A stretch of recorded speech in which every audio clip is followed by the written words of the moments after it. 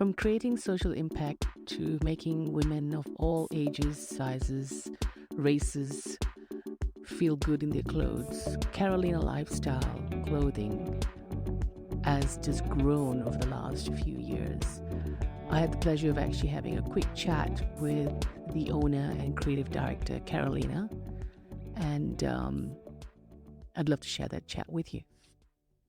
Carolina, thank you so much for making time to speak with me today. I really, really appreciate it. My pleasure. Thank you. I know. for having me. I only met you once, and I was absolutely astonished by the fact that you are the founder and the owner and the creator behind Carolina Lifestyle, which is a clothing line, and it's now right across Australia, which is like amazing. It is. It is, and Carrie. Sometimes. Yeah, in your recent post, you sort of said you've got a store in Adelaide now. Correct. and Yeah, we just opened it Friday. Growing. Yeah. Oh, Yeah, well we done. tried it. Congratulations. That's exciting. I think that, that completes a plan that we had after the pandemic that goes to provide that unique customer experience. And that's why we set up the stores and have, when you shop online, you also know that you have a store around. Yeah. It's that you Right. So Okay. that you want to go and find another size or swap or that confidence gives you confidence. So yeah, That's great. So I didn't realize that. So the concept behind the multiple stores is to try and allow your online customers to be able to experience actually going in. Yeah. correct, to have that omni-channel experience. Yeah. Yes. Yeah. So the customers, they come through us online or through stores, and either way, I feel that our customer base feels comfortable when they know that there is a store around. True. That they can go if they love us. Yeah. Yeah. I'm Which is extremely great. thankful for. Yeah. They love us. But if, for example, they need an accessory that will work with that outfit, they can quickly talk into their local Carolina and get it done. Yeah, no, and I appreciate that too, because I think when I learned about your store, and then just by surprise, I happened to go to the Sydney airport, and I saw the name there, and I thought, oh my goodness, I know this woman. It really, I guess, resonates with women as well. You kind of go, yeah, I know this person. She's so down to earth. I want to go into a store. I want to buy her products, and I want to support her. So maybe I might start by asking you, what inspired you to go down this line? I know that you sort of, in your website, you talk about the fact that you started off with belts and leather goods and sort of shoes and clothes. Yeah. And then you expanded? Yeah, we expanded into shoes later on. Okay, sorry. So what sort of motivated you to go down this path? I always been a hustler. Yeah? Always. Yeah. So I was the little kid at school that always had something to sell. Yeah. Chocolates, brownies, candy, you name it. When I think that I was my son's age, 6, I was already selling my drawings to my classmates. So I have always business-minded. Yeah. And I wanted to create something that I feel good about doing it. And I feel that what inspired me is and also I was that kid that always sold something, but I was also the kid that put a lot of outfits together in the family. We had christenings or parties, and I was like, I think that you should wear this and that and that and that, and also helping my friends. And I was that kid. Okay. So put 2 and 2 together, and then I thought we spent so much time working. Yeah. So much. So I do think that truly, from the heart of my heart, if you find something you love, you don't work one more day in your life. True. And as cliche as it sounds, I think that is true. And I see it in my family members too. My dad is a doctor. He runs big hospitals. He adores his job. Yeah. Adores. Yeah. And it's a way of life. And I think that, that for me is extremely important. So that, doing something that I love totally motivates me. And then when you talk about that, when you go a little bit more deeper into it, it's definitely, I love to see how people feel good wearing our clothes. I love that effect. But I also love the effect of where those clothes come from and the social impact that creates. Okay. Great. So I just got a message this morning from one of my admin girls back in the factory in Colombia saying, I just wanted to say thank you because I got my first car. And it's because of That's great. Yeah. So it does, it has that effect. And I believe in, what goes around comes around. And I think that that's part of it. It's a product with soul, and when I go to department stores, I look at it and I'm like, yeah, look nice, but it doesn't have the same sass that our product has, like our designs. And I think that, in a market that is so populated of so much stuff, you can see the love and the dedication and the thought that goes into creating our range. You can really see it, when without much effort, your top match with the pants and match with the shoes, is because there's been some really long thought process. Okay. Put all those outfits together to make it easy for you. Okay. At the customer. Okay. So that motivates me, to see customers coming out of the stores super happy, to see how they have embraced the brand so much. Yeah. To the point that we have managed to grow because of them. Yes. Like we don't have any investors or anyone. I know. And just literally bootstrap. It is extremely difficult. Yes. But we have managed. And you represent all women. It's not very specific. So it's really nice when you sort of look at the way you market your products as well. The models that you use, to the sizes that you cater for, to the people who serve you in the stores.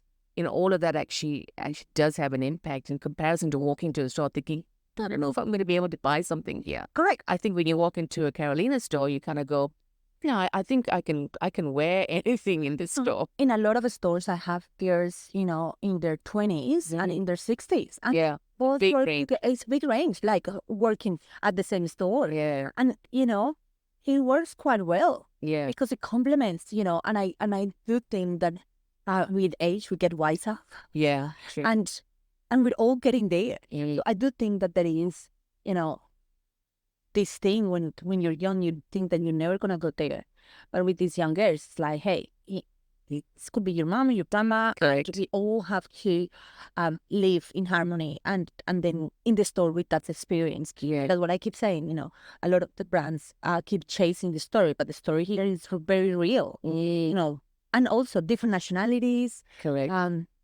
I think that's where you come, like you said, you've always had this innate need to create and to be a businesswoman.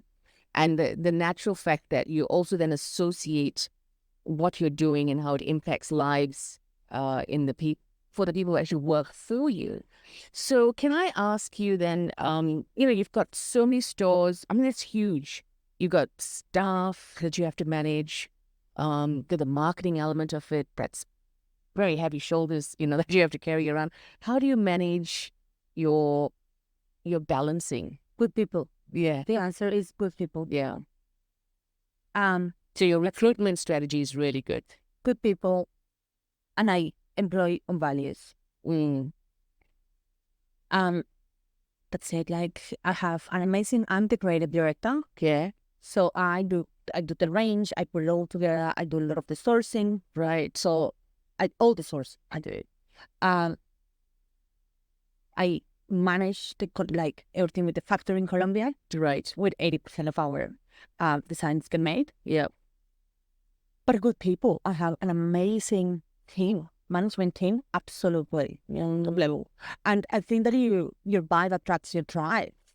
Right. Totally. I also believe in that. Yeah. They, my general manager, she said to me when she started working at Carolina, she says, I asked her, what do you expect? Because I believe that if we are in a relationship, either commercial or romantic, whatever, if the expectations are clear, everything kind of is like easier. True. It's just like when we start second guessing that everything goes wrong. Yeah. So then I said to her, what do you expect of this job? And she said, I expect I expect days to be different and challenges to be different. And I don't want all days to be the same. And I'm like, don't worry, because I can deliver that to a T. And I have delivered every single day. Yeah. We're a business that has managed to grow organically, and it's a lot of pressures. And when you're trying to do that, you have a lot of levers that you need to pull constantly. Managing a big team, growing team. And you have to manage transition periods in which it's just so many different things. I can guarantee that in 5 years that she's been doing the role, she hasn't had that same thing. the same. That's right. That's right. And good people, and and just the power of your mind to attract them. See, that's an important bit. And to be able to bring in the right person, because I think in a lot of industries and a lot of sectors, recruitment strategy is important, but I don't think it's applied very well.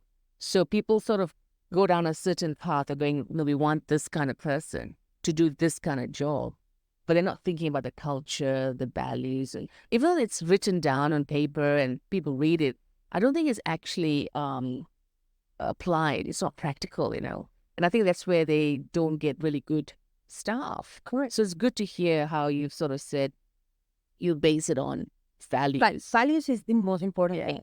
And because I don't need the recruitment process anymore. We have head of HR, and he's amazing. Yeah. But you can't. It has to come down. Yeah. To the fact that you and I are not always gonna agree on everything. Yeah. And the only way that we can solve those issues is like if we have the same values. Yeah. If the person sitting opposite you has a different value set or does not fit with the company values, recipe for disaster. Yeah. True. If, for example, for me, and also add to that working for a founder is very different than working in a big corporation. I walk into the office, and I'm like, oh my God, I got an idea. Yeah, that's right. And then I'll go like, oh, I got an idea, and then drop that, and let's start. I'm like, don't work on this. No. Stop that and let's do this. Yeah, it's different. It's different. And, one of the things, they have to be flexible. Yeah. I'm not super organized. Yeah.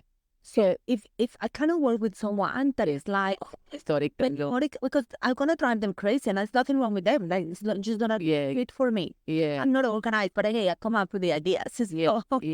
So you're the visionary individual. Yes, definitely. Yeah. And then you need the implementers. Yeah, correct. You also need there is a theory, iOS.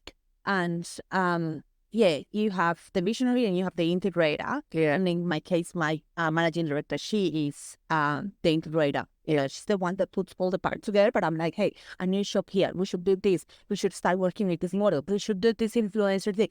We should do an event for. I come up with those things and they execute. But the value piece is extremely important. Mm. In a business like mine, every single cent is counted. It's our own money. I'm not going to go to my husband and go to an investor I don't have family saying, like, don't worry, if you didn't make ends this month, we can help you out. Nothing. So then, we have to be very careful. And if we're having a slow day, we're like, okay, what's working? What's not working? If we're having an amazing day, if I have someone that is not in the same, that doesn't care as much as me. Yeah. I have an amazing marketing person at the moment. That's she cares so much that's fantastic. Yeah. She cares so much that, if the weekend is not going as planned, she's like, I know that, on Monday, I have to have the answer ready for her. So she can't rest. Okay, there is a reason for this. Because she is engaged. Yeah. Hearing, hard work. She wants to make it work. She wants to make it, and that's kind of passion is really important. It drives the business. Not just the owner being so passionate about it, but a person other than yourself. So they've taken it onto themselves. They're going to, this also, I want this to work for, which is great. Right. And that's how they feel it. Yeah. And, I kept saying to it, I never had bad boss. Yeah. I never did. When I finished uni here. Yeah. So I went to university, to UTS. Yeah. I did a Bachelor of Business, and then I did a Master in Management.